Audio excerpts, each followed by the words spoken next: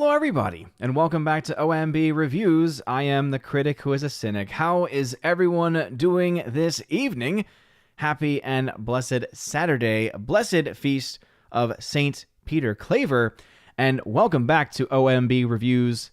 It is episode 464 of the Welcome to Asgard podcast, where tonight we're going to talk about how there is this new report going around, making the rounds as it were, about how apparently a firm, a so-called marketing firm of sorts, has been caught paying for positive reviews on Rotten Tomatoes, showing us that, yes, Rotten Tomatoes is indeed completely full of it. Now, we'll talk about that, but let me also use tonight as yet another time to explain just how much of a crock Rotten Tomatoes has always been, or at the very least has been even more so for the past 5 years, with all of the chicanery going on behind the scenes as they've attempted to protect films like Captain Marvel, Last Jedi, amongst many others. So we'll talk about the whole Rotten Tomatoes fiasco, travesty, tragedy, as it were, controversy, and we'll also show one of the prime examples as to how it is just a complete and utter ruse, and how really most review sites these days are a complete and utter ruse, but none more so than Rotten Tomatoes, of course. We'll also talk tonight about One Piece. I have now finished the first season of One Piece live action on Netflix, so I've got some things to say about that, and also some updated news from Angel Studios, including an update on Sound of Freedom opening internationally, and how the reports are that the film is performing much better than what had been expected for the international release for the movie.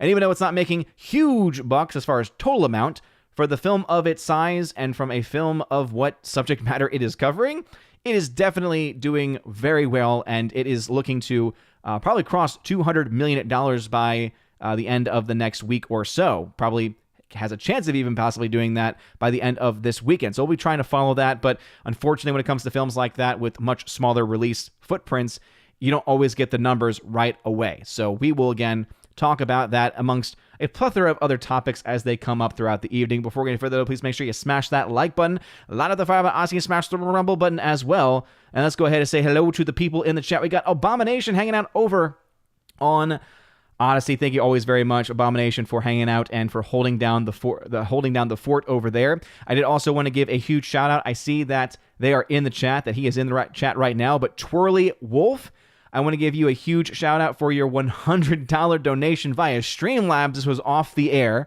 Twirly Wolf donated this, and it is, he says here, this is for your rosary fund or whatever you need. Kind regards, Twirly Wolf. So thank you very much, dude. I really appreciate that a lot, and I absolutely will be using that towards the Rosary Fund. I've fallen behind on them, so if you are one of the 5, I have 5 requests in right now. If you're one of the 5 that has requested a handmade rosary, please know that I'm a little bit behind on that. The past several weeks, obviously with school starting up, it has just gotten that much harder to try to find those extra bits of free time.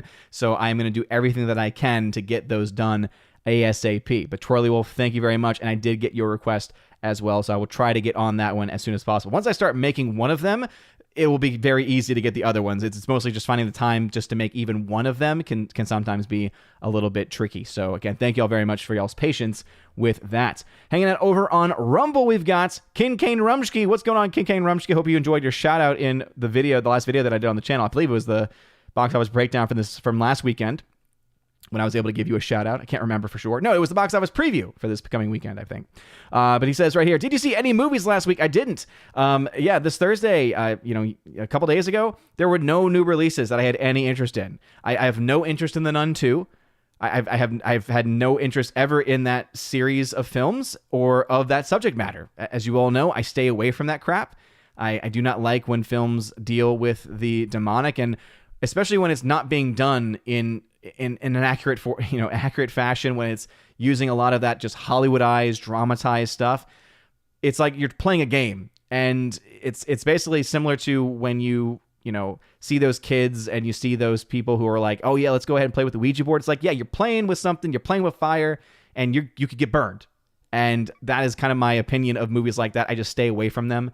And again, really the only exception to that is, in fact, a movie I have right in front of me, actually, and that was this film that came out this year, Nefarious. Because this film deals with possession, but it deals with it in a much more realistic take it is actually very foundly grounded in the accounts of many exorcists, right? When you talk to or listen to the accounts of most exorcists, it's going to pretty much fall in line to with the kind of stuff that we see in this. Now, clearly, this is also dramatized as well, but as far as the way in which the theology behind what's going on in the film and just some of the other elements that are being brought up as far as how the possession takes place, the different steps that take place over that process, this is a much more realistic take, and it does not take advantage of doing stupid jump scares, stupid distorted face, things like that. And again, not to say that those things, can't ever necessarily happen, but ultimately, again, this is a thriller. I like thrillers. It also has very good theology behind it. A film like The Nun and The Nun series, again, it just comes across as just complete and utter garbage. So, oh goodness gracious. So I cannot get into that. And then the other film that came out this past weekend, honestly, I had so little interest in these movies. My Big Fat Greek Wedding 3. I thought the first one was fine, and that film made over like $350 million. Second film made like $90 million. So even people that were fans of it did not care to go and see the second film of the franchise. I honestly can't believe that they went on to make yet another one. Obviously, they don't cost nearly as much to make, and so even with $90 million, you're looking at the film being able to, justify its own existence. I don't know if it's going to be able to do that this time around, but yeah, just nothing interesting coming out. I'm looking forward to films like Dumb Money. Unfortunately, that movie will not get a wide release until right around when my daughter is going to be born, so I probably won't get to see Dumb Money right away because of that reason. So I'm kind of sad about that, but ultimately, obviously, my daughter's going to be a lot more important than any movie. But as far as like films that I'm looking forward to, I think that might be the next one on the docket, if I'm not mistaken. I might be forgetting one that's coming out this week, but anyway. Liberty Fella hanging out over on Rumble. What's going on, Liberty Fella? Thank you for being salt and light on FNT. Well, thank you very much. I really do appreciate that. I can't honestly believe, for those that missed it, for those that don't live on social media, and hey, kudos to you. I understand completely why you would avoid it, and I had to take a break myself last year. I had to be off for several months because I just needed to detox from it. It can be very, very, very, very toxic environment. But I do think that when you have comments like you had the other day where someone was basically saying that people like Melanie Mack, shout out to Melanie Mack. She is doing amazing work, not just covering pop culture, but also she just recently launched a channel where she is reading scripture every single day. And I just think that that's awesome. I think that it is awesome. Whenever you're able, even if we have theological disagreements, I think that anytime you're able to get someone to listen to or at least direct them towards scripture, that is amazing. That is just an ultimate good. And so I just, again, kudos to her for what she's doing. And but within the context of that, some random person was calling out the fact that she was a guest and that she accepted to be on Friday Night Tights, and essentially talked about how no self-respecting Christian could possibly ever join the show. And then you had some other crazy people also going off on rants as well on actual YouTube. Again, I don't even know their names because I don't really care to know their names.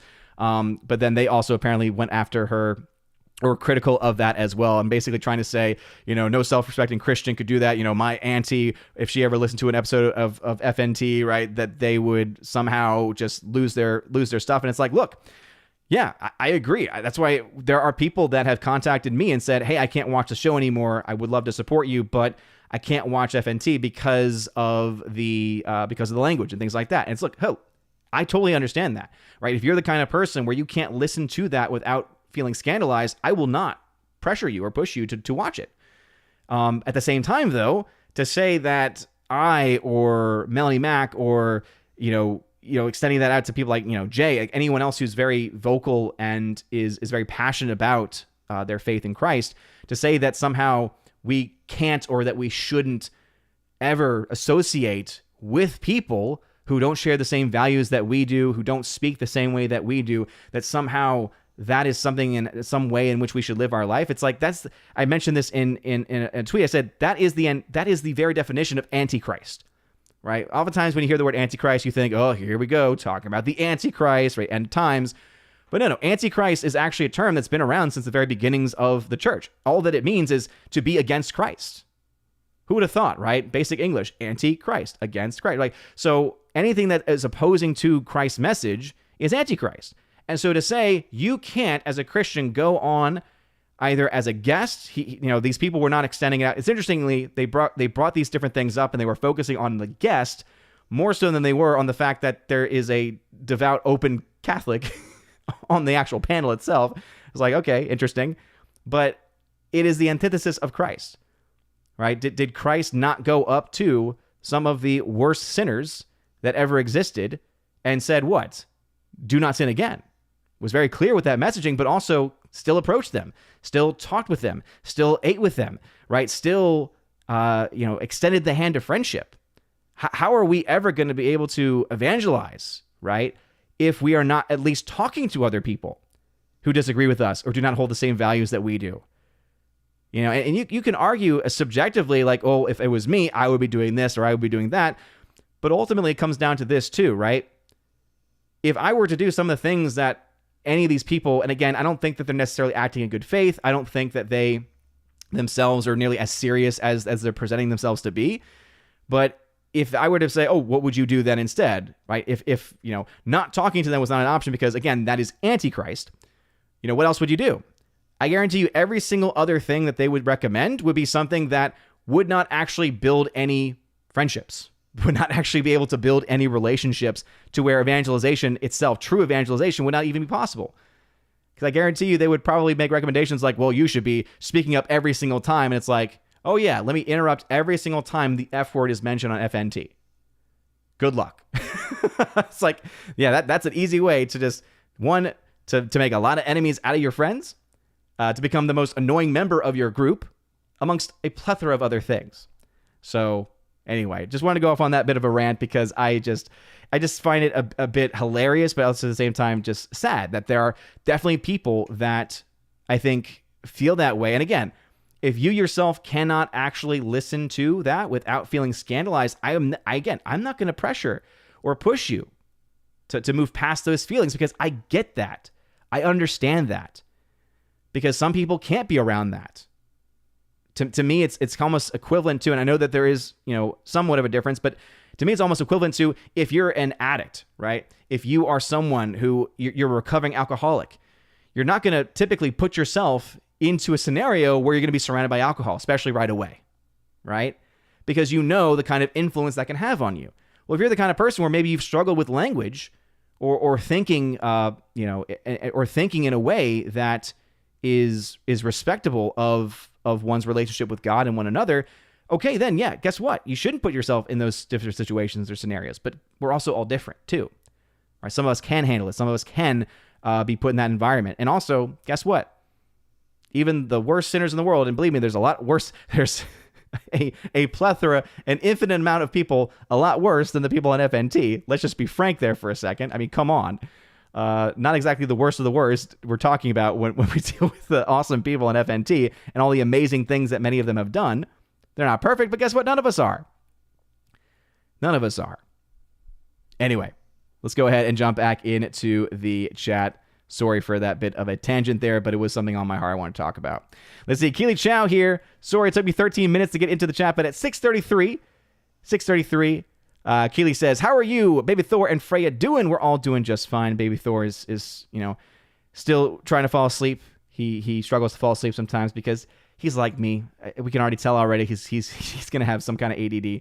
And again, it's not because of him being hyperactive as a kid. It's because as someone who has lived with it and diagnosed since I was in, I think kindergarten, first grade, and someone that knows that it's something beyond just, there's this false perception that, oh, it's just this fake thing. No, it's overprescribed. It is it is something that absolutely is being abused, right? The diagnosis, it's overdiagnosed. Absolutely.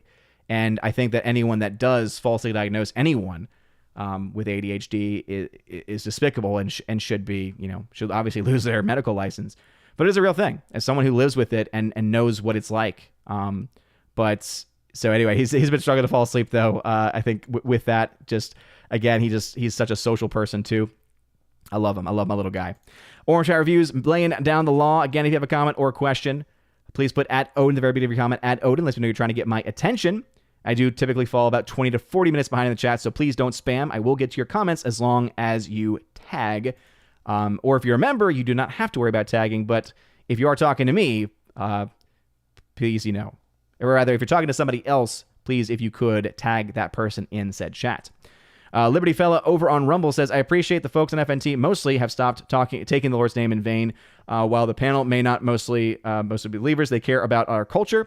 Totally agree about loving tax collectors, etc. Yeah, absolutely. And also the other thing with that too is it would also be to ignore the immense amount of good. I mean, I remember I think it was when Leonard Nimoy passed away, and one of the first things, and if I'm mixing this up with someone else, please let me know. But I'm pretty sure one of the first things that Gary did was he held a fundraiser for one of the charities that Leonard Nimoy worked with. Again, if it wasn't his, then it was someone else who was a well-known actor within nerd space, nerd culture, who had a specific charity in their name or had a specific charity they were connected with. And just as a natural thing, that became something that he wanted to work for, that he wanted to be able to help support for it. So, it's also, again, to ignore all of the immense good that have been done by so many of these people, so many of these amazing people, especially on the FNT crew. Let's see. Gump 3PO, what is going on, brother? Welcome back. Forever Sci-Fi, who is a member, hail to you. Orange Chat, I saw this before the show started, man, and that's messed up. He says, a friend of mine is in big trouble. He baked pot brownies and did not tell me. I'm sorry if you are freaking out right now, dude. That's not cool. That is not cool. That also fits within, we're starting to talk about moral theology in my classes, and so that actually fits one of the scenarios, because we talk about, what is a venial sin, what is a mortal sin. Mortal sin is when you do something wrong, but you know that you do it. This would be the prime example of it not being a mortal sin, because you had no idea that it was there. And all the culpability is going to be on your friend, and I would actually even question their friendship at that point, because that's messed up. Mr. Roy, what's going on, brother? Welcome back. Glad to have you here. Father, customer, the hail to you, Father. Listening in the background as I work on classwork. Good luck with that. It's hard for me to do classwork and to do grading when I'm listening to anything with lyrics or with words, because my brain typically goes to either sing those words or to listen to those words. So I can listen to anything musical, but as far as anything with lyrics, not so much. Let us see. Oh, and I just realized I need to add this real quick to my chat again. Sorry about that. Chats were not being popped up there. Boom. There we go. There we go. Listening in the background as I work on classwork. There you are, Father. Marshall J2, what's going on? Odin, glad I arrived at your live stream. I am glad that you're here as well. Appreciate it. Kigane Rumsky over on Rumble says, your video hasn't posted to Rumble yet, so I held my nose and watched it on YouTube. Thanks for the shout out. Am I famous now? I guess you are. Weird that it didn't post on YouTube, because there's no reason why it should not have. It's set to automatically go over there. Anyway, Abomination, what's going on, brother? Over on Odyssey says, that PR firm is taking one to the dome by the wildly popular wrestling move, the Bunker Buster. Oh, what's going on? Welcome back. Let's see. There's Twirly Wolf. Welcome back to the chat. Glad to have you here. Let's see. Laura says, I'm ordering Chinese and I'm indecisive. What is your go-to Chinese meal? General Tso's chicken. Always General Tso's chicken. And I'm probably mispronouncing that, but it's the one where it's, was it TSO? I think is the way you pronounce General Tso's chicken. Something like that. Whatever it is delicious, it is delightful, and I love it. All right, let's see. Gmucky76 in the chat. What is going on, brother? Welcome back. We got Bruce. What's up, Bruce? Welcome back. I am JMS at 659 said, when Avengers Kang Dynasty finally comes out, do you think that it'll surpass Avengers Endgame level money? Absolutely not. There's just no chance. Endgame was the box office peak for the MCU. Just go ahead and look to all of the films that have come out since then. Right? You had the best performance coming from Doctor Strange: The Multiverse of Madness, and when you actually look at the fact that the film cost $100 million more than what was originally thought, that movie barely made profit, and according to some metrics, may not have even made profit. So you're talking about a franchise that has been either barely profitable, but most likely not, especially with the more recent releases, right? When you go to Ant-Man Quantumania, that film, financial failure. When you again look to the other films that came out this summer, it was very, very unimpressive, especially when you remember how much ticket prices have changed just over the last 2 years alone. I mean, we're not even talking here about comparable numbers, inflation-wise. We're talking about so much lower, millions of tickets lower. It's incredible. It honestly is incredible. So yeah, again, it's a bit of a joke. There's no way Kang Dynasty is going to be able to pass. I would say, obviously when it comes to Avengers, when it comes to the MCU, I never want to throw out the possibility of $1 billion, right, just off the bat, because again, you never know when you do have that Disney machine. But what we've seen is that the Disney machine has not been able to actually perform. It's not been able to perform more recently with almost any of its films. If you look to the kids' movies they've been releasing, those have all been flops for years now. Crazy that we're in multiple years now. When you look to the MCU, it's been on the downward spiral and now it's losing money. I think that what we've now found ourselves in is a situation where we are likely going to start to see MCU films also consistently lose money. It would not surprise me whatsoever. Let's see. Sherry Allen over on YouTube. What is going on, Sherry Allen? Thank you very much for being here. Marshall J, who's a member, says, glad you and your family are doing well. Thank you. Appreciate it. Orange Reviews says, whoa, missed that bad joke. Sorry, no problem at all, brother. Yeah, so Jacobite Wiseman, I had to time you out earlier because, yeah, I understood that you were trying to tell a joke, but that was just not in good taste. Sahil, what's going on? Says, I've seen London buses with Sound of Freedom posters. That's amazing. That is phenomenal. Yeah, we're going to talk about what we are seeing when it comes to the box office for Sound of Freedom. Also for what Angel Studios has planned, because Angel Studios guys got a couple of projects that I'm actually pretty stoked for. So it'll be interesting to see. I don't know if they're going to have the same experience as they had, because here's the thing. Sound of Freedom is a special movie, right? Not only because of the story of how it was made, but also its subject matter. It's a very important movie. It exposes something that not enough people are talking about.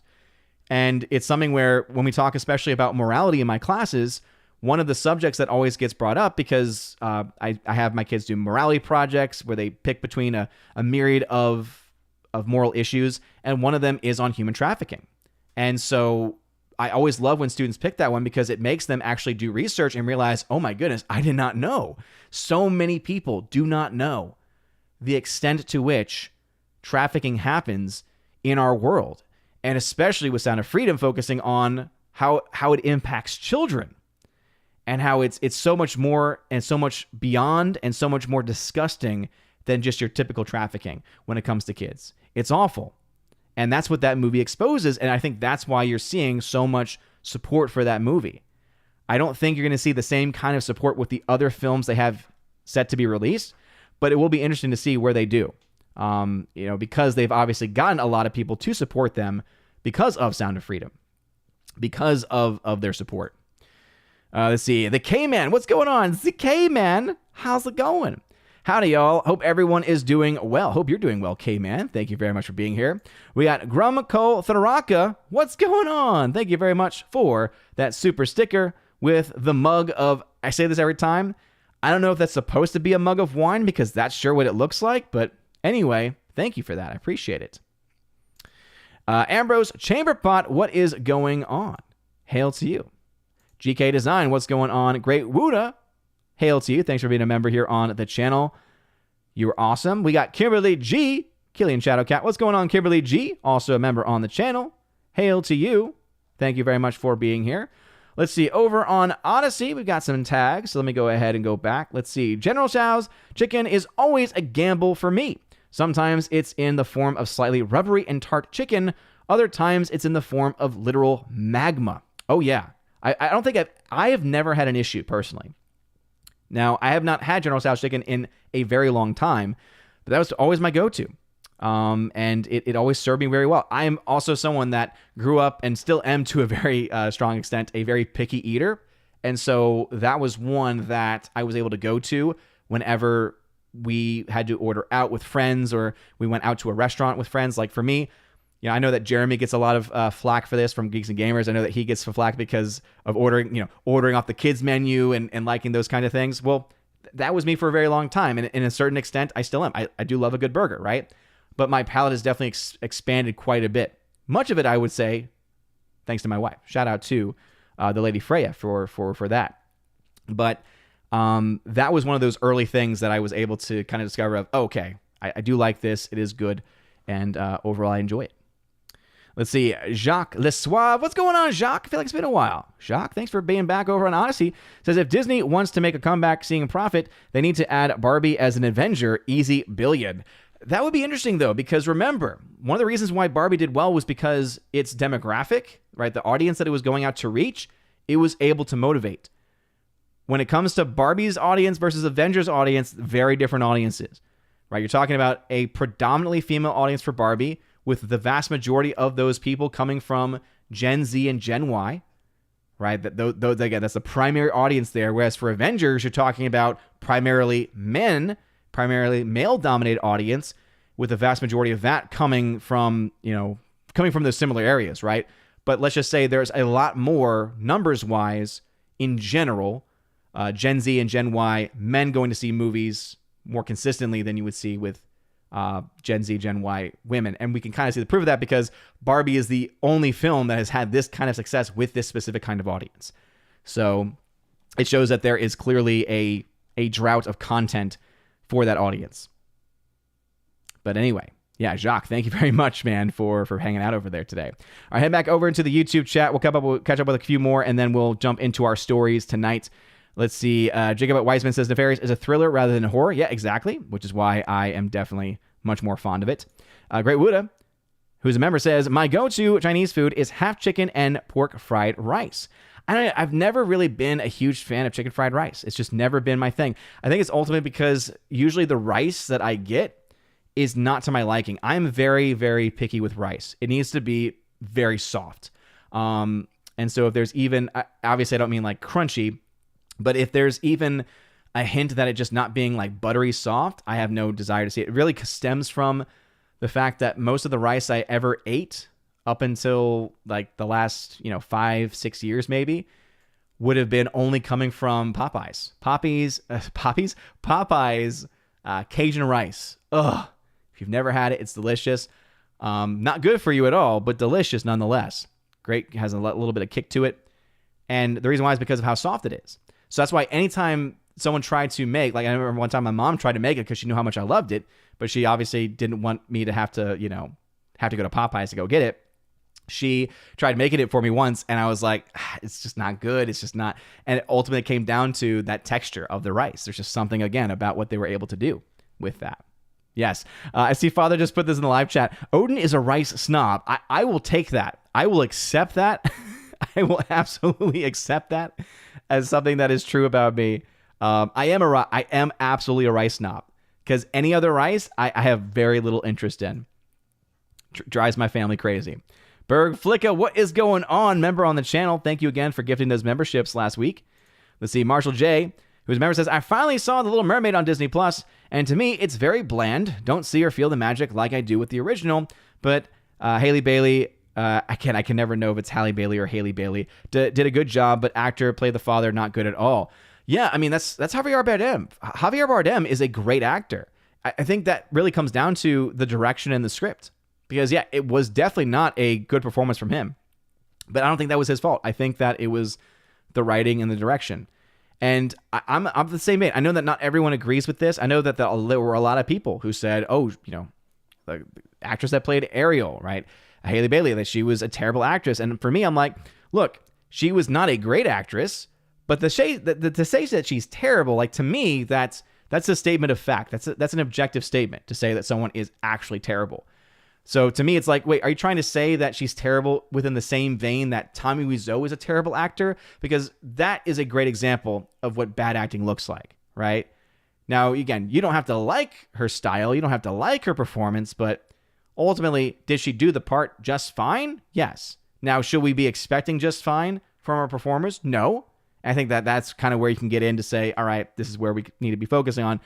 But I think way too many people were kind of going after something that really just, again, couldn't really be backed up. See, Ambrose says, The Nun 2 is based on a true story of someone writing The Nun to screenplay. Ah, gotcha. Let's see. Nick Brown, what is going on? Welcome back. Glad to have you back in the chat. Thanks for tagging. Let's see. Father Christopher Miller says, A Big Fat Wedding 3 reminds me I need to see Tango Shalom, produced by them, about an observant Jew in a tango contest. Interesting. Don't know exactly what to make of that. Let's see. Eagle Rider, what's going on, Rosetta Allen? Rosetta in the chat says, My Big Fat Greek Wedding was cute. Zero interest in any of the sequels. Yeah, same here. Right? The first one absolutely was cute. It was funny, and clearly because of how much money it ended up making it was a $5 million budget, if memory serves, and they made over $350 million. It's a very good return on investment.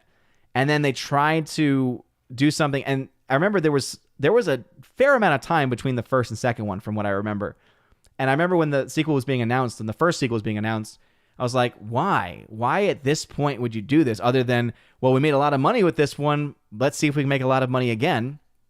And then it ended up not doing much of anything. It made less than a third of the entire box office of the first movie. That's bad. It's really bad. All right, Laura at 706 tagged to say, I'm shocked to hear that Rotten Tomatoes isn't legit. Well, thank you very much for that segue, Laura, my Mono Major General, because what's the first thing that we're going to be talking about today is indeed the Rotten Tomatoes story. So again, I have a lot of other stuff to add to this story, but let's go ahead and go with what we have first from Bounding Into Comics. Good friends over at Bounding Into Comics with the story. News report reveals Hollywood PR firm Bunker 15 paid for positive reviews to manipulate the Rotten Tomatoes scores of bad movies, and that is plural. So from Spencer Bakuli, says, in an apparent confirmation of what many audience members have suspected for some time, a new report has revealed that Hollywood has been contracting the services of at least one public relations company to help save the Rotten Tomatoes scores of various terrible movies by paying critics for more positive reviews. Color me shocked. This apparent operation was first brought to light on September 6th, courtesy of an extensive deep dive into the situation provided by Vulture's Lane Brown and Luke Winkie. Luke Winkie. Interesting. I will say I'm very surprised to see that from Vulture, though. Shout out to Matthew Kadish, Salty Nerd Podcast crew. We had a really great show earlier today, and this was one of the stories that we talked about. And one of the things brought up was this, this Vulture deep dive. What's interesting, though, of course, is that as much as it is uncovering this nonsense going on behind the scenes with Rotten Tomatoes, it also is still playing cover, right? It's still playing cover for them, right? Trying to say, well, basically we're great. And at one point there's a comment made about how Rotten Tomatoes really made a mistake when they decided to open up the ability for people to become critics that are not really critics, essentially, is what was said. What's interesting, though, about that first is that was done specifically because they wanted Rotten Tomatoes, when they opened it up to more people to be critics, Rotten Tomatoes certified critics, was to make it, quote, more diverse. So it's interesting that a writer from Vulture is actually criticizing, Rotten Tomatoes' move to make it, quote, more diverse, to get, more women, more women critics to be counting on Rotten Tomatoes, because before that move happened, there weren't a whole lot. Also to try to get, obviously, more points of view from different cultural backgrounds, all this other stuff, right? Clear identity politics driven narrative stuff, right? Not actually trying to get the people who are actually the best of the best, or people that actually know their stuff, but instead just trying to go with as many people as possible, right? But it's interesting because Vulture basically is playing the snob in that, to say, they let these plebs in, and they've diluted the score. They've diluted our precious score, of which we were the arbiters of all things that were true. And it's like, look, I appreciate you calling out Rotten Tomatoes. At the same time, seriously, just shut your mouth. Because if you're honestly going to try to argue that you are just perfect in all of this, that you are just a solid organization and the pinnacle of all things that are true and good in this world, I got news for you. And it's not good news. It is not good news at all. Anyway, it goes on. Detailing their activities, Brown and Winkie...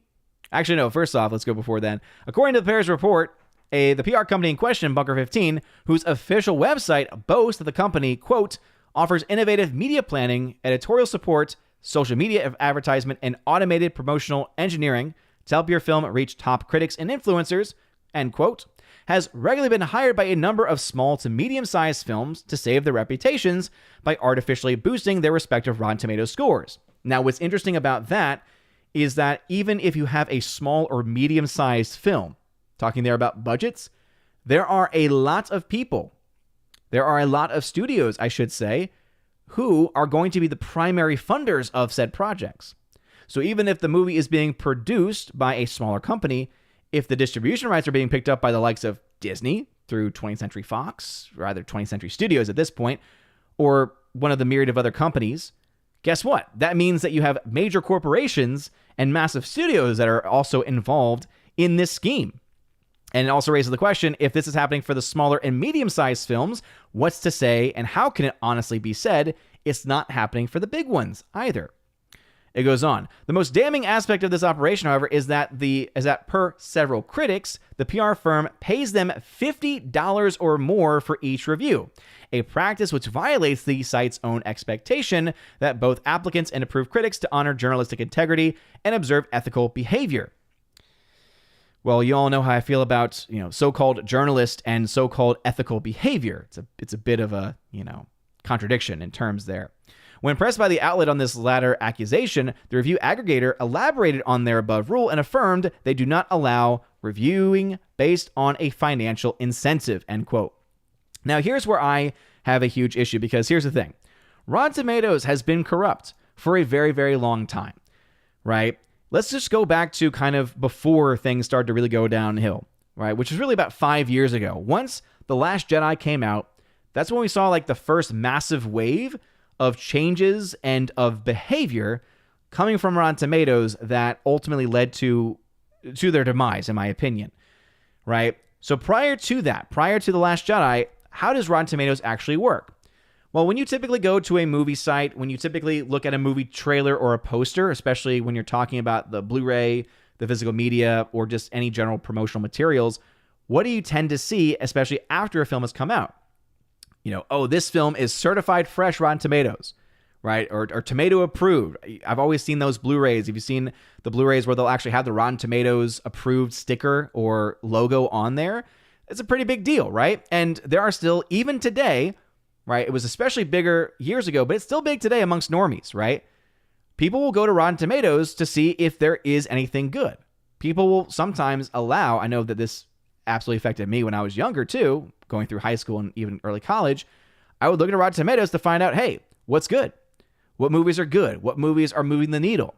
And before all this nonsense happened, you could typically find out what movies were worth going to see if you understood a general premise. So the general premise, this is before the changes took place, all right? And we'll get into what those changes were. Before the changes went into place, you could look at Rotten Tomatoes and you could look at the critic score and then the audience score. There was just one of each, really. So you would look at both of those scores, and let's say you had a high critic score, but then you had a low audience score.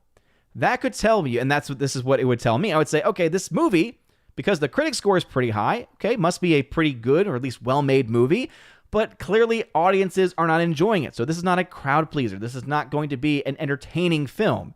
And guess what? There are films that I find entertaining that most audiences probably would not.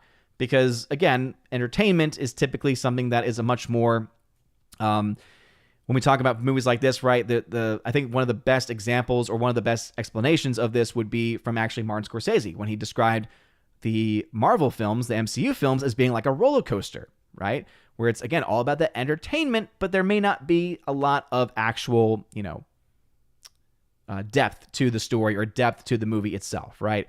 It's mostly an exterior. It's mostly an external facade, as it were.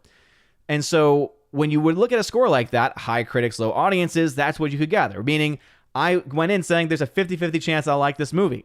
Because there were movies that I would see that had very high critic scores, very low audience scores, and I'd come out of it saying, all right, this is just one of those films that critics are just like, stiffing their own farts to try to make themselves feel better about themselves, right? So that would happen. But there would be occasions, too, where I'd say, hey, I'm actually on the side of the critics on this one. And then if you saw the opposite of that, if you saw a low critic score but a high audience score, then that usually would say to me, okay, probably not a good movie, but at least it'll be entertaining. In those ways, I typically think of like the Fast and Furious movies, where it's like, yeah, they're not great films, they're not great movies in general, but hey, 1 through 6, very entertaining. After that, not so much. Interesting how the Rotten Tomatoes score for the Fast and Furious franchise also has fluctuated over time and over the years. And if you had a film, then the last category would be if you had a film where he had a high audience score and a high critic score, that usually would tell you, okay, this is probably a film that you should go see. Because critics love it, audiences love it, that's great. Then Rotten Tomatoes stepped in it, all right? Because then we get to the era of The Last Jedi. And what happened was all of a sudden, right, and obviously I know that this accusation had existed prior to this, but this is really when it started to be kind of picked up and something started to be done about it, or at the very least, a lot of us started to actually cover that this was being done. You had something happen where, quote-unquote, review bombing was taking place for said movie, in this case, The Last Jedi. Even before then, actually, it was actually between. It was between The Last Jedi and Solo. And because that's when I started covering this stuff, was actually with Solo. That's when my YouTube channel actually started. And so all of a sudden, there were the reports that Rotten Tomatoes was starting to finagle their numbers, was starting to delete reviews, was starting to try to, quote, crack down on review bombing. We saw this come to a head, though, with a little film called Captain Marvel. And this is when things got really bad. Because when Captain Marvel came out, you actually saw them mass deleting reviews. And I remember I had a live stream going up that had simply a recording of the Rotten Tomatoes page refreshing every 30 seconds to 60 seconds. And what it showcased was that every so many minutes, the number of total reviews started to plummet. And the total score for the movie, for the audience score, started to incrementally rise. So basically, we caught Rotten Tomatoes in the act of deleting reviews to boost up the audience score for a movie. So that is when we really started to get to a point where, okay, now we have the actual proof. I believe at the time, one of the excuses that was given was, oh, we had some issues going on behind the scenes. There were some coding errors or whatever. It's like, bro, spare me, right? And then from there, we all know what happened, right? From there, all of a sudden, you don't have long after that. And it was like it was either another MCU movie or another Disney movie where something similar happened. And what do? They changed their entire system. So because of these massive studios and because of these massive projects that for some reason they wanted to protect from the so-called review bombing, then Rotten Tomatoes, right, already deleting reviews, already trying to control the number in that way. Then all of a sudden, they changed their system to have a, quote, verified audience.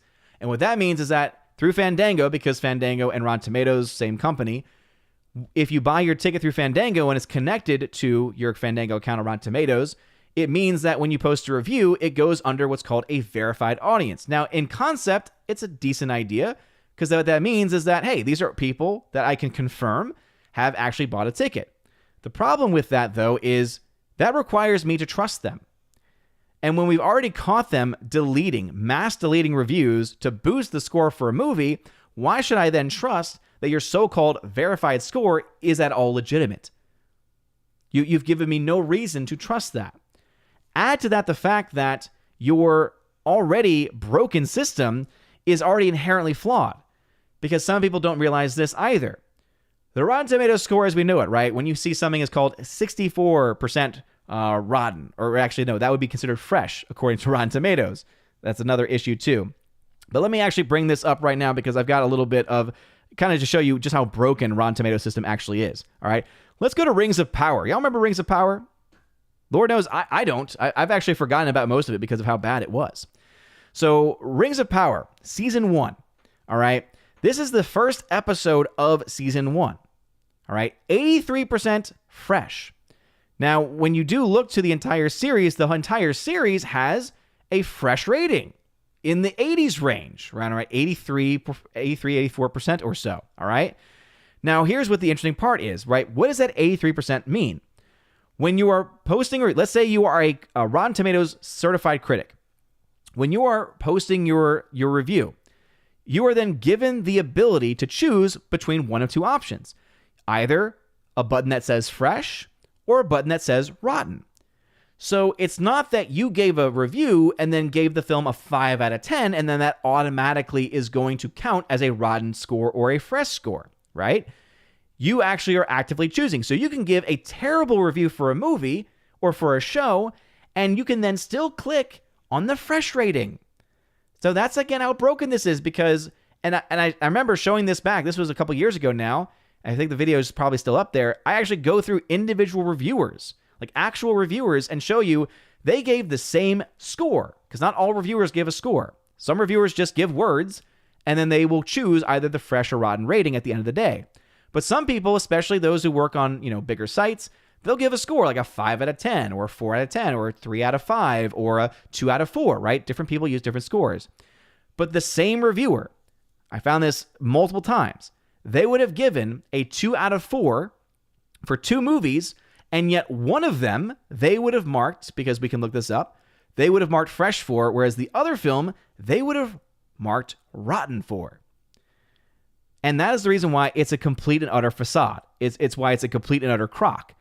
Because what that means is that someone can give a actual honest review. They can give a very critical review and say that it's dog crap, and yet they can then click on that fresh rating.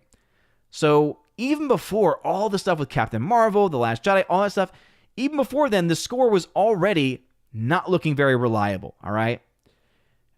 And then you add to it this, all right? Now let's go to the TV side of it, because with TV shows, guess what? You're given the rating for the season, but if you go by individual episode, oh boy, does it actually reveal how much of a house of cards this actually is, right? Because guess what? All of these reviews all get added together to make up the culmination of the entire show, meaning that every single reviewer for episodes 1, 2, 3, 4, etc. gets all added together, right? All the percentages get added together. All of the actual fresh scores, rotten scores get added together, and then you get the actual, season or series rating. All right? Now, here's how much of a crock this is. Look at this number here. 83% positive for the first episode. One, that's ridiculous if you've actually seen the show. But here's the big thing. Look at how many reviews. Now, these are critics. 162 reviews posted for the first episode of Rings of Power. Now, I can tell you this because I actually looked this up on the Salty Saturday podcast earlier. Episode 2 had around 150 reviews for the show. All right? Okay. That's a lot of people, right? 160, 150. But even then, you're saying, wait, why are not every single member of that 160 also leaving a review for the second episode? It gets worse, though. Let's go ahead and show you where this all ends. So 162 reviews, first episode. All right, 151 episodes for episode 2, right? So we got 83% positive, 85% positive. So that means 85% of the 151 clicked on fresh. 83% of the 162 clicked on fresh. Look at where it ended, everybody. So remember you had 160 people giving reviews for the first episode and 150 people giving reviews for the second. Again, these are all critics, certified critics around Tomatoes, people. 26. Yes, you're looking at that correctly. 26. The reason why you see such a massive drop-off is because access media shills are typically given the first couple of episodes to a series. The vast majority of them do not actually continue to watch said series. So what that means is that the reviews that we get, the scores that we get, are inflated because you have all of these people giving these reviews for the first 2 episodes, and then you have the vast majority of them not continuing to watch the entirety of the series, and yet their scores for episode 1 and 2 will count towards the entire season. So when you look at the series score, you're like, wait a minute, that looks like it's pretty fresh. But this again is how broken this system actually is. So again, it's been broken for a very long time, but man, oh man, when the news came out about this becoming the fact that there are people getting paid for their reviews on Rotten Tomatoes, it's like, not only is that not surprising, it's not even like the worst thing about the site. The site is already and has been already so much more broken than that. All right. Let's go ahead and get back into the chat to catch up with y'all's comments. Again, appreciate y'all for being here. Let's see. Abomination hanging out over on, let's see. On Odyssey. Abomination says, just order off the non-kids menu. You get twice the amount of burger and twice the amount of pink slime filler. Or you can get like 40 chicken nuggets. Kids be jealous with their 6-piece meal. Yeah. Well, obviously, yeah. If I order a burger, I'm never ordering off the kids menu because, yeah, I want the I want the real burger. You see, Jacques Suave tagged to say, was it Netflix that changed their rating system for an Amy Schumer special? And let's not forget IMDb. They all massage the numbers in one way or another. Yeah, it was for an Amy Schumer special that they decided to drop the whole, they used to have a rating system basically, and then they decided to get rid of it. And the word was, well, they were already going to get rid of it, and this was like a final straw kind of thing, which again, just complete nonsense. And yeah, IMDb is a joke too. I remember I tried posting a review on IMDb. I think it was for Barbie actually, and it got rejected. Yes, it got rejected. So I couldn't post my score because they apparently didn't like the fact that I was critical of the movie. I didn't use any foul language. I did not use any cursing. I really was, again, just quite honest in my criticism, and yet it wasn't enough. So yeah, that's why I tend to go, and I know it's not perfect. There's no perfect system.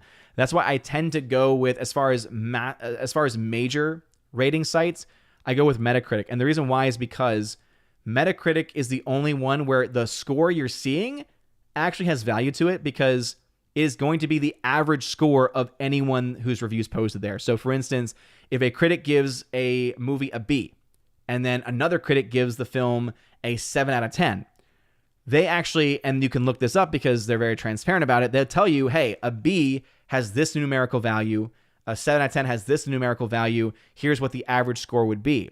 So as Rotten Tomatoes has the actual critic clicking on a fresh or rotten button, and then you get this completely just bloated score, right? You'll see 96% fresh on Rotten Tomatoes.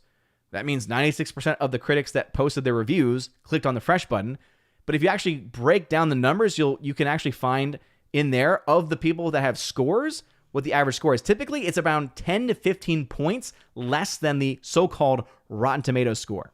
So meaning, of the people that posted actual numerical value reviews, a movie that's at a 96% on Rotten Tomatoes actually has a rating of about 8.6 typically. Maybe even a little more or a little less.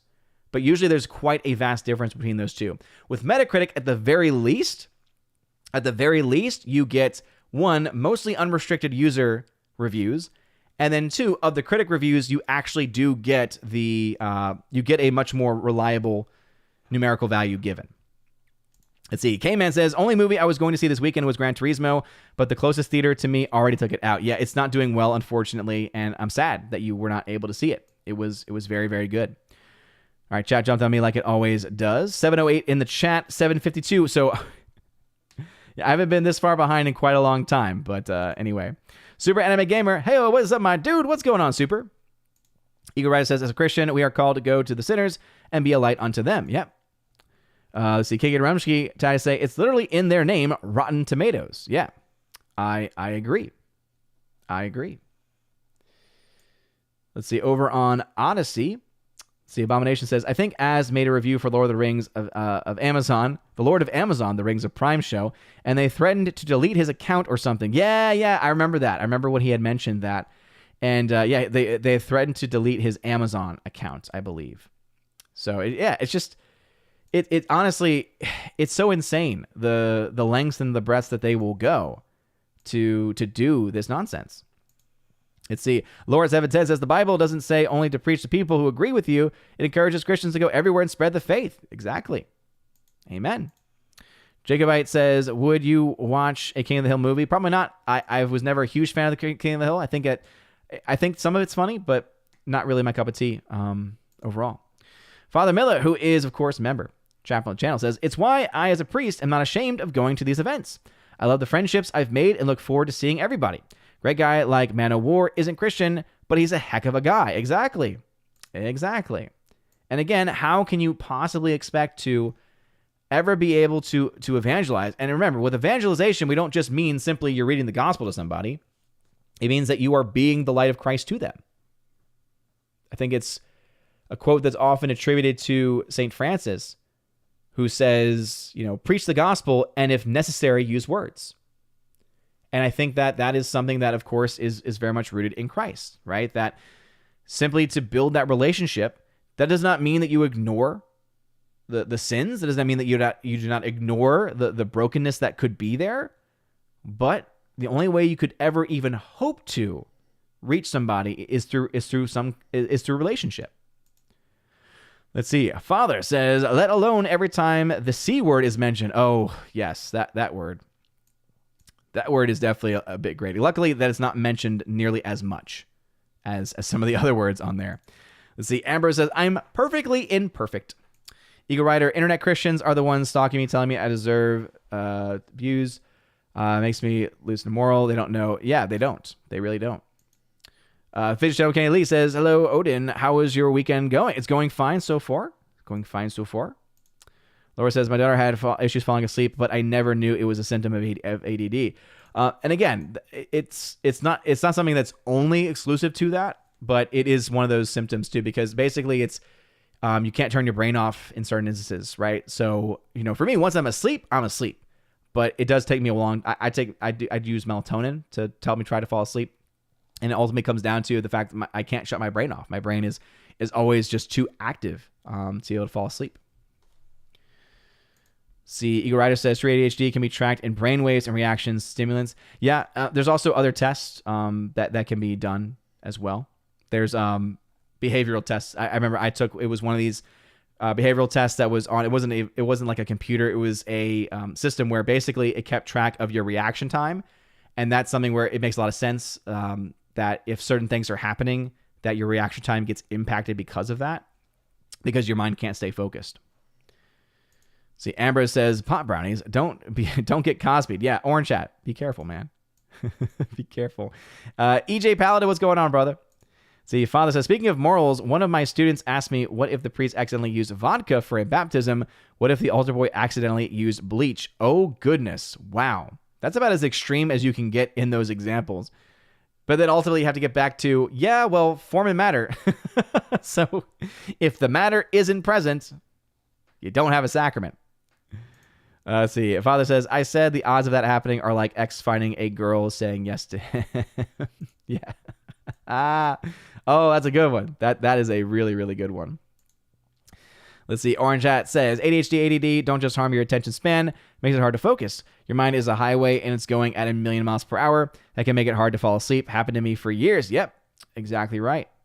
And again, there is an element, and again, obviously, just let me finish my statement when I say this. There is an element of choice. And what I mean by that is you obviously are going to still struggle with attention and with being able to stay focused and keep your attention. But there are some symptoms, especially when you're younger, where you do have some choice in it. So I remember when I was younger, I had a friend and she would basically use her ADD as an excuse, right? And I'm sure we all know people that are like this, right? She would say, well, I can't help it because I have ADD. And here I am, and I've been going to therapy for years, right? I have been going through and doing it the right way. Whereas if a doctor is just going to give you medication, that's it. No, you need a new doctor at that point, right? Only someone that's going to say, again, medication is going to help you in the short term. Long term, though, you need actual therapy. You need to actually work on a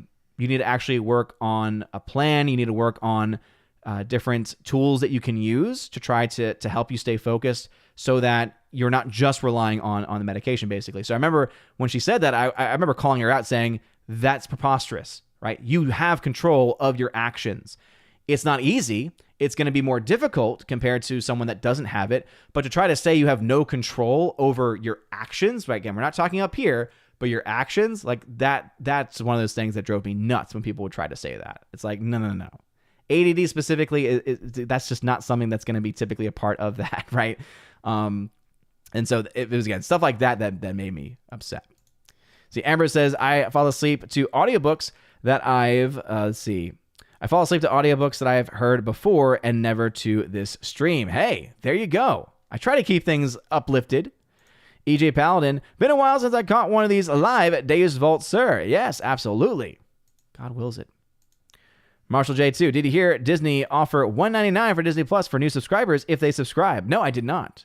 Can't say I'm surprised, though. It is interesting how they've recently increased their charges for current subscribers, and yet they're offering that. Again, I'm not surprised, and yet I am. JGBX76, Dune Part 2 being pushed out. I'm done watching movies for calendar 2023. Yeah, I understand. I would say, I don't know if you have JKD Buck, but look up the trailer for Dumb Money. Again, it may not be a cup of tea, but it looks cool to me. General Wingster. Only I can make bad jokes and sometimes good ones. Exactly right, General. Laura at 722. Speaking of jokes, I got mugged by 6 dwarves. Not happy. Was that a joke? I feel like that was said on FNT yesterday. I feel like I've heard that one more recently. Jacob Pite Wiseman. Marcus movies have fart jokes, belching. If you remember, It's a Wonderful Life movie. When main character comes home from yeah, okay. I don't see how that's relevant to the joke you said. It's very, very different. Jonah Wingster. People are also surprised that slavery is worse today than 150 years ago. Yeah, that's a big one. That's one that I think, and that's the one thing too that some of these kids, when they're looking into it, because, you know, basically it's this thing where in history, kids know all about slavery, right? That's something that they are almost overtaught. And I'm not trying to say that it's not bad, because clearly it is, right? But when your knowledge of slavery is only stuck in the past at the expense of learning about it today, that is where I see the problem. Because then you're less likely to believe it's still happening today. And then you're also less likely to believe some of the insanity of stuff that's happening today.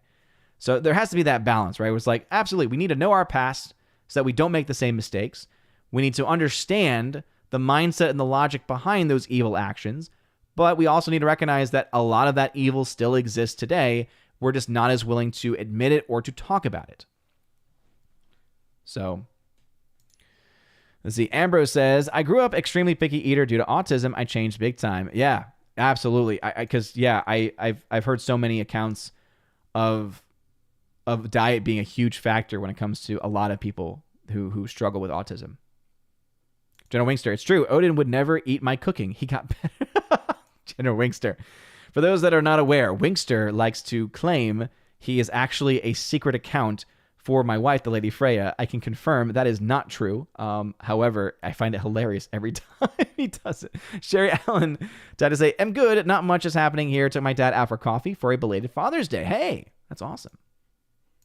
Happy belated Father's Day. Fox 1, what is going on? Father Miller says, Odin is a rice snob. Yes, there it is. Ambrose, Popeye's Cajun rice is one of the finest quality. It is great. It is wonderful. It is absolutely wonderful. Many things at Popeyes are wonderful.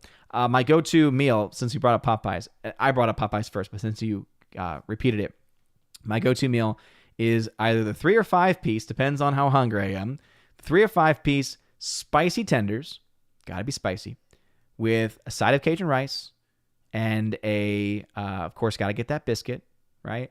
And then for a drink, typically like a fruit punch or something like that. And if they don't have if they don't have the Cajun rice, which always breaks my heart, then I go with their mashed potatoes and gravy. That just, delicious. So good. There used to actually be such a thing as a Super Popeyes, and there was one that was near my house growing up, and I remember it was weird. They had extra things that no other Popeyes had. And, I loved it. It was so good. I forget exactly what they offered that was different, but I remember being like, we got to go to the Super Popeyes. It's going to be the best thing ever. Father says there was also a big fat Greek wedding TV show that was absolute dingo kidneys. I appreciate that expression there. And yeah, I when I was looking into the numbers for the box office preview for the weekend, I remember seeing that saying, I didn't even know they made a show. Scott McKenzie, what's going on, brother? Thank you very much for being a member at the Citizen of Asgard level for 14 months. Appreciate you. Ben Dowdy, thank you very much also for being a member for 5 months at the Citizen of Asgard level.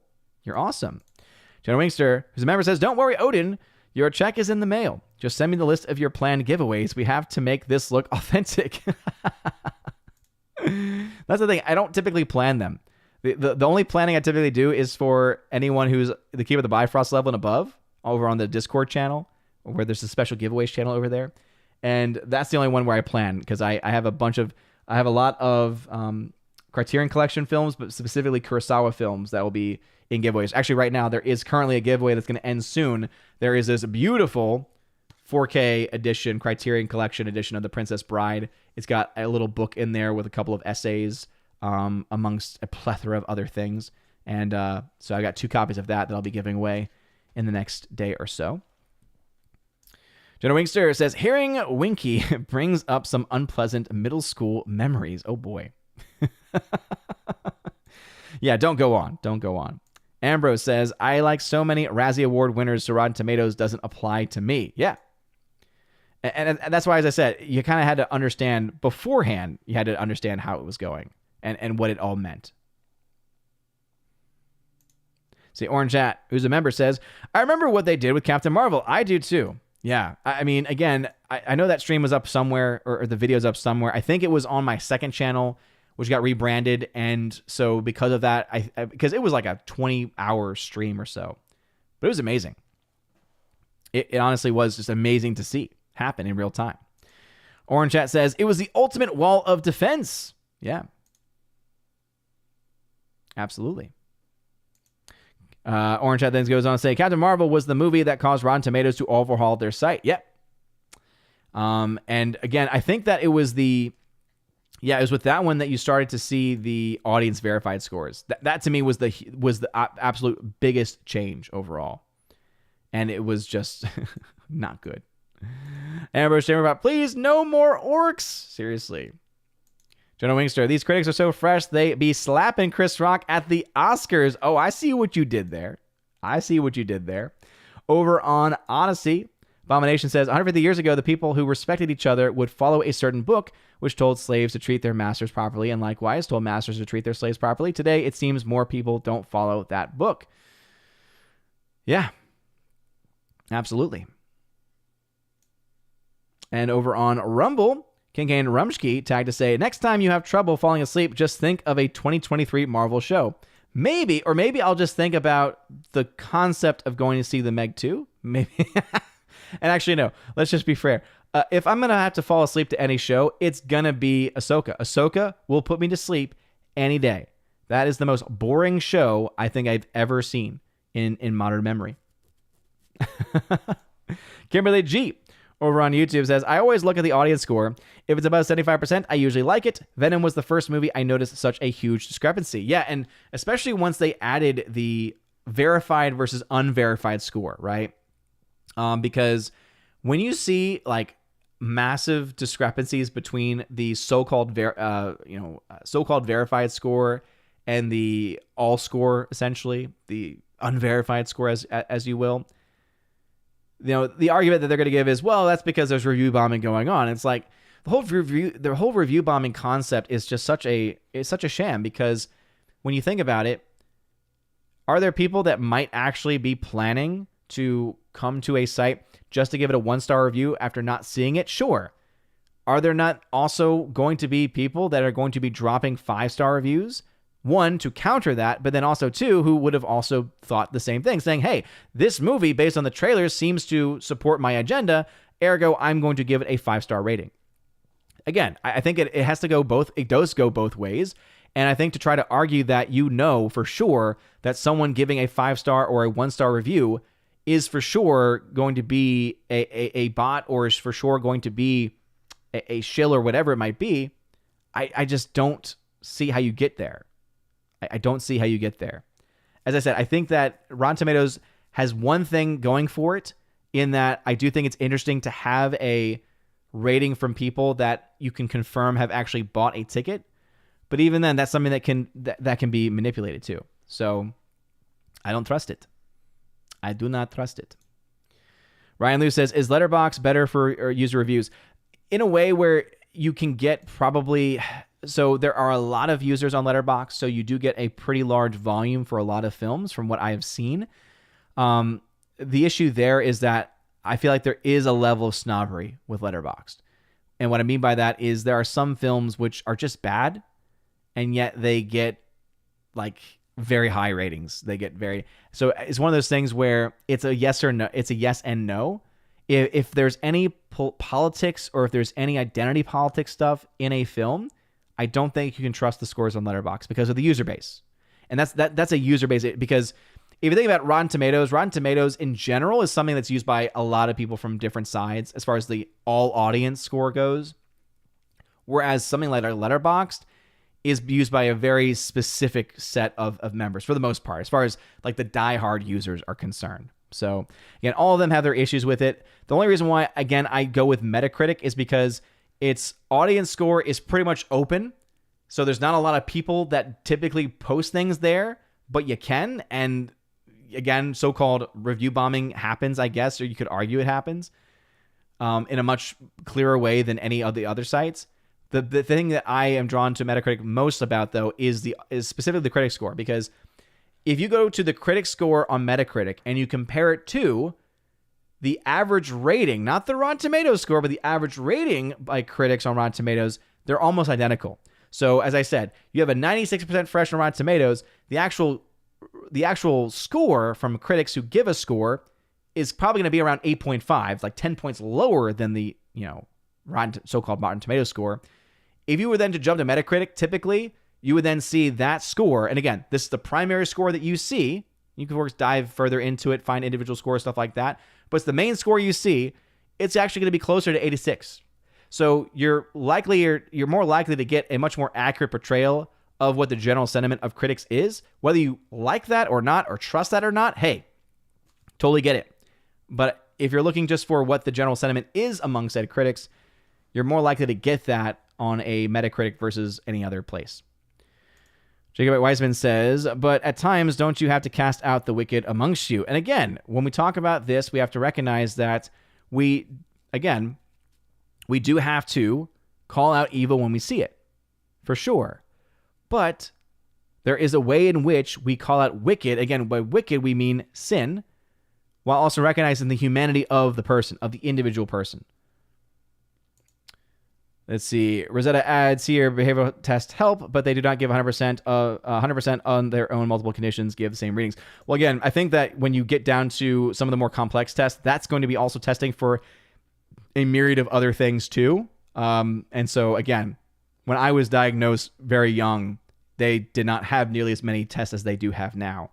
But I know from my own experience how real my actual condition is. But I don't use it as an excuse. Super says, thank you for talking about ADD and sleep. I've had trouble sleeping since I was a teen and always thought it was an unrelated problem. Any advice for waking up in the morning? Okay, now that's something that you're going to have a problem with no matter who you are, I think. Like, unless you're a morning person, unless you have a lot of, unless you just love getting up in the morning, most people, ADD or not, are not going to like getting up in the morning. I think the one thing I've heard, and this is advice I need to take myself because I don't, getting up in the morning, you need to create a routine and you need to start a process of creating self-control, basically. And what I mean by that is there are people, I've heard this a lot with people that use programs like Exodus 90, where one of the things that you do is you make it a point to will yourself out of bed to show that you have control over yourself, basically. So, for instance, with Exodus 90, one of the things, part of that program is you take cold showers. Because that's something where you don't want to do it, you know it's going to suck, and yet when you are able to willingly choose to take a uncomfortable shower, what you are doing is you are showing that you have control over your body, basically, right? So it's mastering yourself, basically. So showing self-mastery. So I'm not saying that taking cold showers is going to solve your issues, but what I am saying is that creating whatever program you might need to create self-mastery in your own life is what can help you. And again, this is something that I don't do, and I know I need to do in my life, but let's see. Rosetta says, I have a lot of mental conditions. I don't see it as an excuse. I generally try to control it.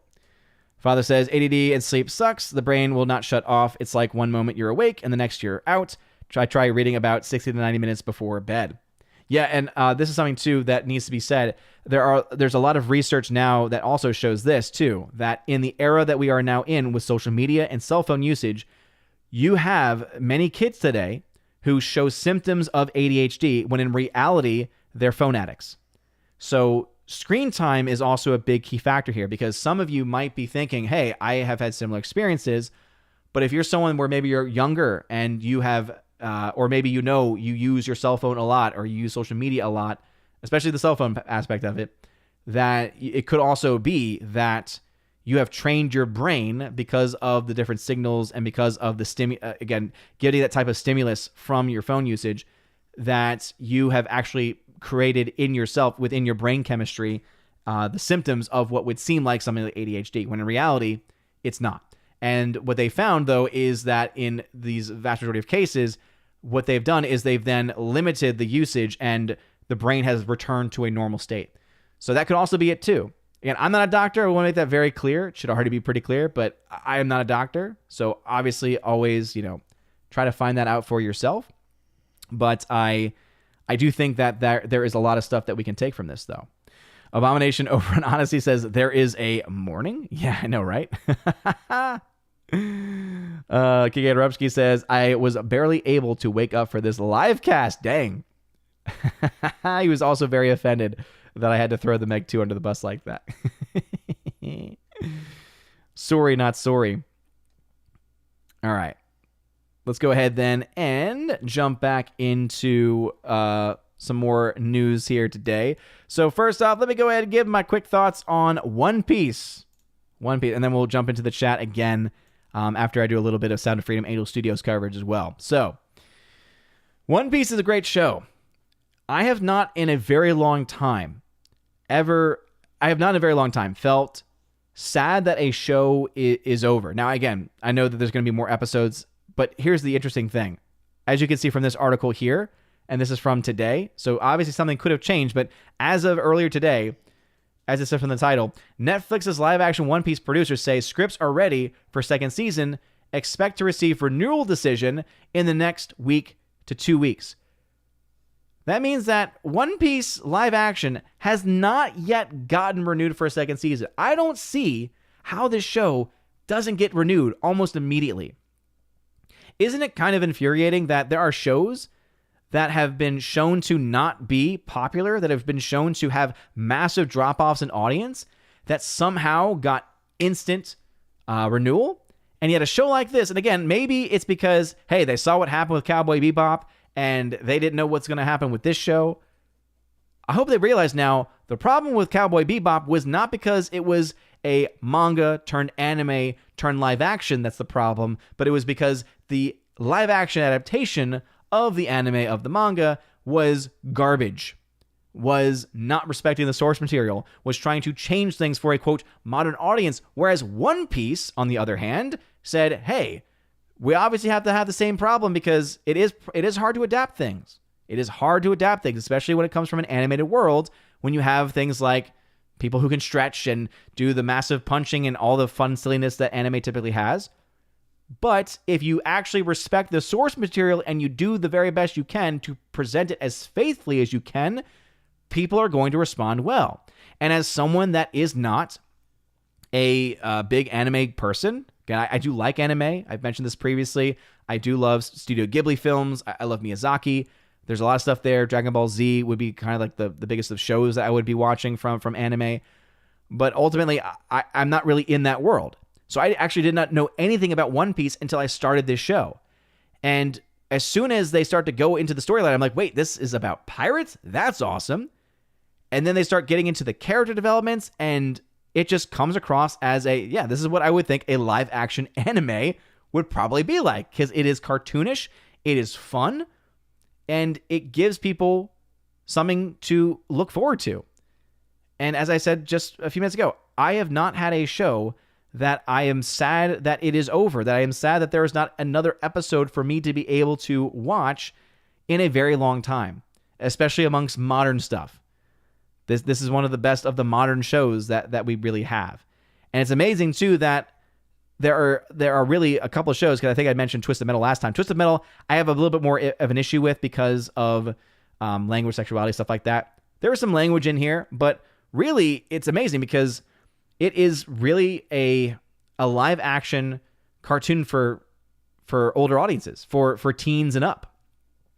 And it's so rare that you have a show like that can appeal to that demographic without being complete and utter garbage, whether objectively or just moral garbage.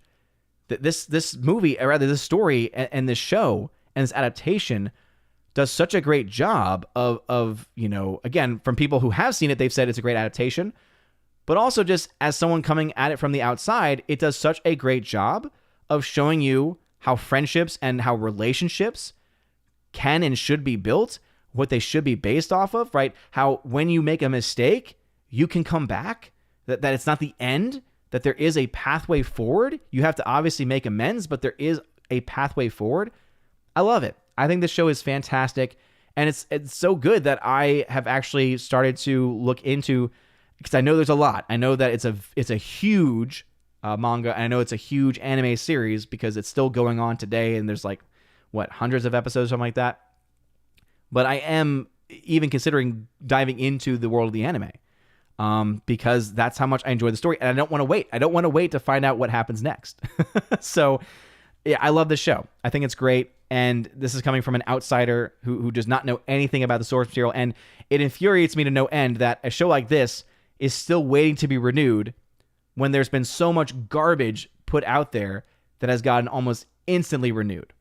It's crazy. And the last of the stories tonight is with Angel Studios. So Angel Studios has been killing it. For those that don't know, Angel Studios is the distributor of Sound of Freedom, of which Sound of Freedom has been doing also very, very well. And when you look at this news here, this is actually pretty exciting. So Angel Studios announces anime-inspired Gabriel and the Guardians series. Angel Studios, distributor of Sound of Freedom and producer of the Chosen series, announced they will produce a brand new anime-inspired series called Gabriel and the Guardians. Oh, man. It goes on to say, in a press release, Angel Studios detailed series is anime-influenced series set in the enchanting world of Era, where celestial beings, mortals, and dark giants collide in a battle for destiny and light. They added, inspired by ancient Hebrew scriptures, Gabriel and the Guardians is an epic fantasy series that tells the story of Gabriel, a celestial being from an unseen realm. With unyielding optimism, Gabriel never backs down and inspires his friends through enchanting adventures of truth and self-discovery. That just sounds awesome. Again, that just sounds cool. I would love for it to be a little bit more biblical, personally, but this is, again, it sounds to me, and again, this is very early thoughts, so I could be completely off on this, but it sounds to me like they're trying to tell a story through anime that is going to try to go after a demographic without being a clear or a blatant faith-based project, basically, right? So having those elements in there, right? Having the morals of the story, having those key psychological elements, having those key emotional beats in there, but also at the same time changing it enough so that it's not just a beat-for-beat adaptation of the Bible. I don't know. I think that could be good. I think that could be really cool. So I saw that news and I said, okay, that sounds really, really cool. And I actually think I might actually be looking forward to that. And then add to that the fact that Sound of Freedom is doing very well. And of course, this got to a point where in the video over on Newsweek, because it's Newsweek, of course, how they went on to say the movie's been accused of pandering the supporters of QAnon. Again, that old song and dance, as it were.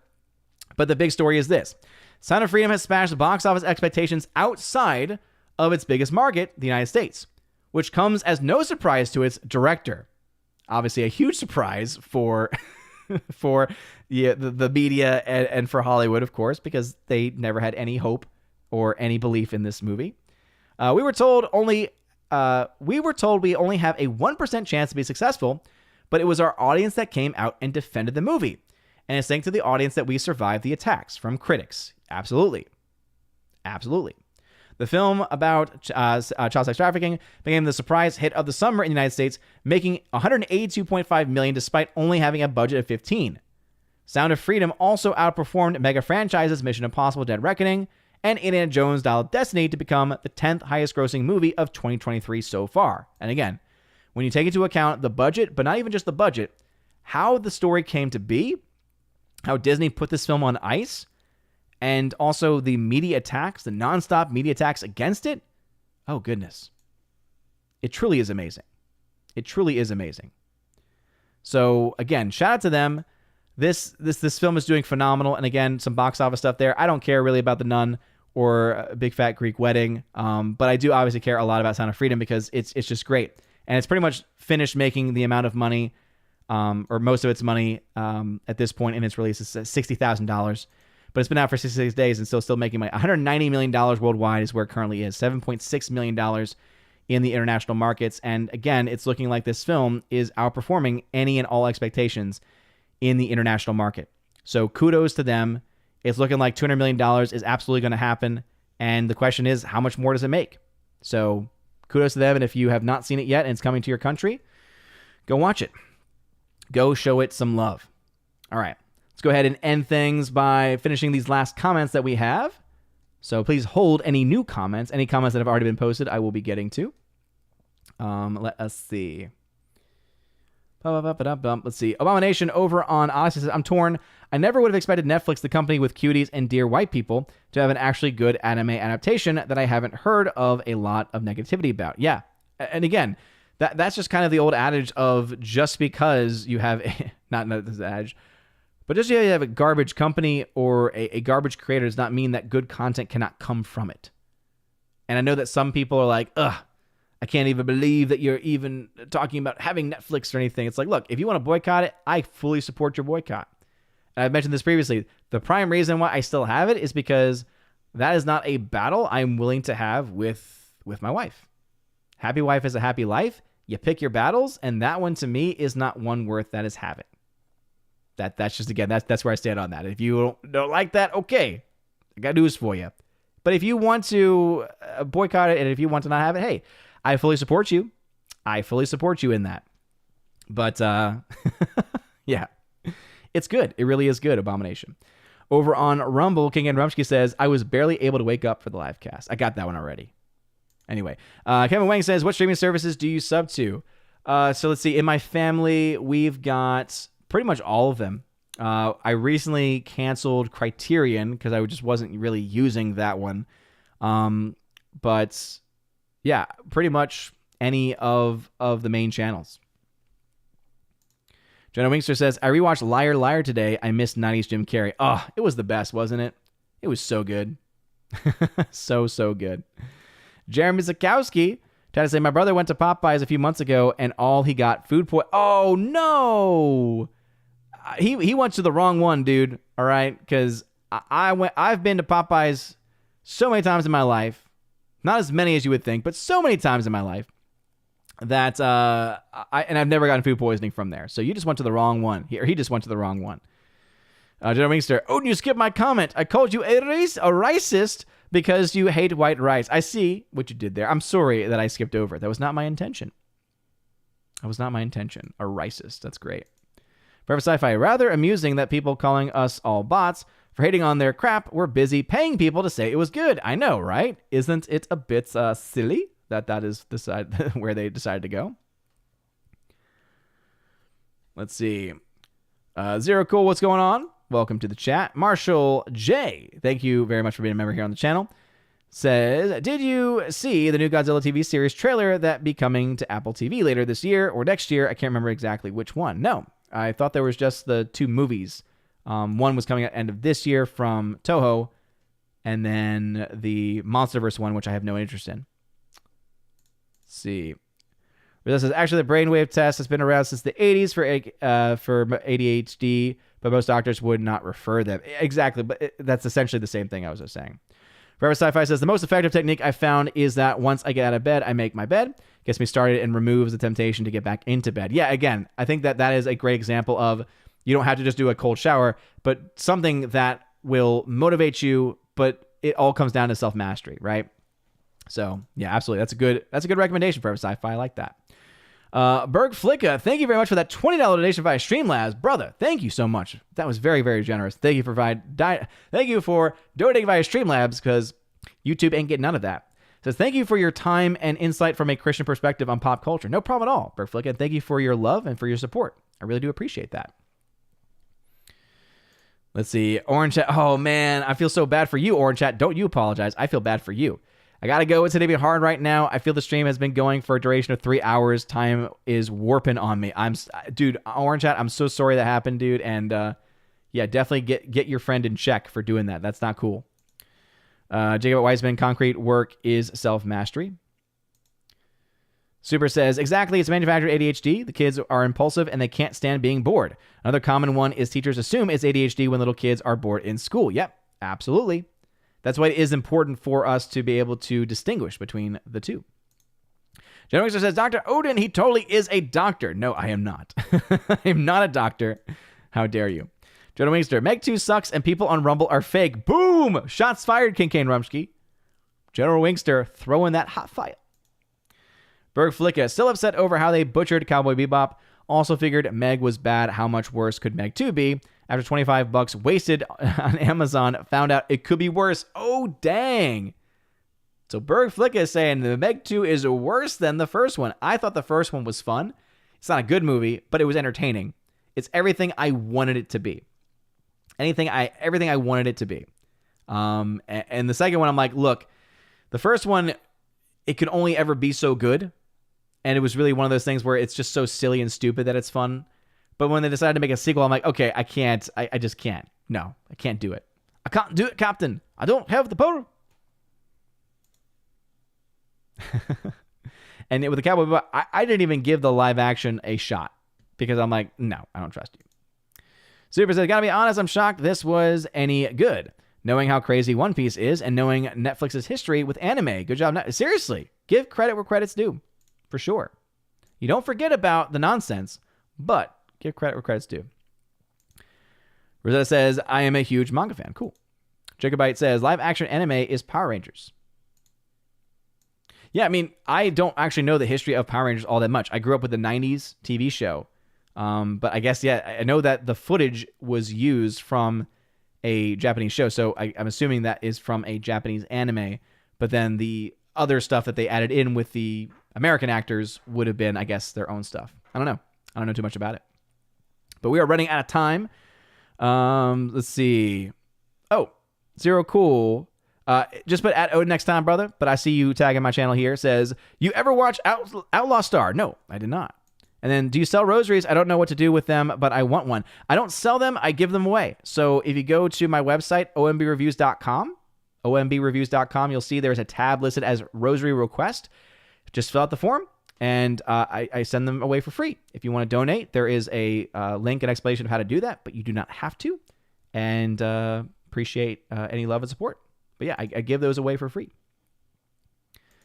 And pineapple pizza is absolutely an abomination. Let's see. Marshall says here, Netflix really missed the mark on Cowboy Bebop. Angers a lot of fans. See why I got canceled so fast after only 3 weeks. Yeah, seriously. That's what happens when you don't pay attention to your fans. Let's see. Wheezy Bird, what's up? Shek Tex. Yep, absolutely correct. Jordan Wingster, it's true. I got the whip for Odin in the closet. Daddy you. Tina Guzman, yeah. You must have gone to the wrong Popeye's brother of... I forgot whose brother it was, but yeah, Tina, same way. I have not gotten sick either. Jazz Pena, saw Equalizer 3. I thought it was good. It's solid. It really is. I also hope Dumb Money is good. It looks good. The trailer looks good, but is what it is. Rodrigo Araujo, what's going on? Welcome back. Welcome to the channel. I don't know if I've seen you in the chat before. Again, we are at the end of the stream, so that's why I'm going through these last comments here. Hardwick, tag to say, Kobe in the live-action One Piece is played by the same mentally ill girl who played the boy in Evil Dead Rise. Kobe in live-action Dead Police is played by the same mentally ill girl who played the boy in Evil Dead Rise? What? I'll have to look into that, but... Okay. Forever Sci-Fi, I sent some 4Ks for you to give away. They're in your P.O. box. Oh, thank you. I appreciate that. I'll have to go to my P.O. box. I had been going to my P.O. box every week for like a month or two, and there was nothing ever there, so that's why it's been like a couple weeks, so hopefully it should still be there. But seriously, thank you very much for doing that. I will definitely check that out, brother, and you're awesome. Thank you very much.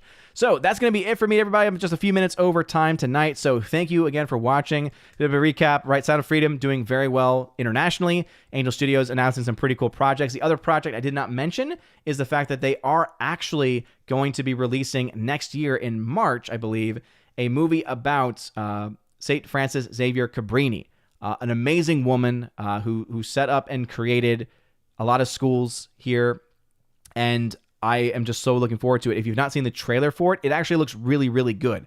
It's the same director who did Sound of Freedom, so expect that same level of quality where it does not come across as just your typical faith-based movie, and yet it's going to be about a very important person in the life of of the church. So I'm very excited for that. King and Rumsky over on Rumble, wait, hold on, it says, I would respond to Wingster, but as they say, they would be punching down. Oh boy.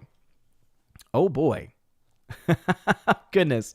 Anyway, we also talked about how Rotten Tomatoes has always been corrupt in, more or less terms, but the recent revelation of them having reviews on there that have been paid for really isn't all that surprising when everything is said and done. So anyway, you guys have been all phenomenal, amazing, and beautiful people. Again, thank you all again for being here. Sorry I was not able to get to any of these last comments that are coming in, always at the last minute, but I will try to get to them as, or at least try to read them as the credits are rolling. But you guys have been great. This has been a lot of fun. Just keep in mind also that I only have like a couple weeks left until my baby girl is born. So, and obviously anything could happen prior to that. So if I'm out of it for a bit, that would be why.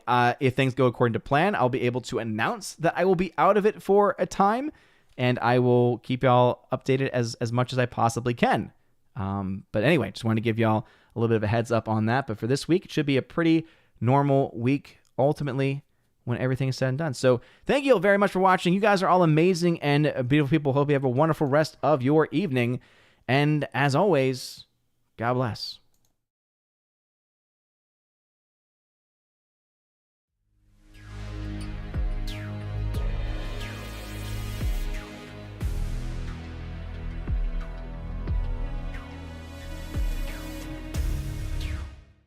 And now for a huge special shout out to all of my Chosen of Valhalla members: Father Luca Illich, Laura, the Mother Major General's Story, Rosetta Allen, check out her YouTube channel by the name Eagle Rider, Miss Martin Muses, check out her YouTube channel by the same name.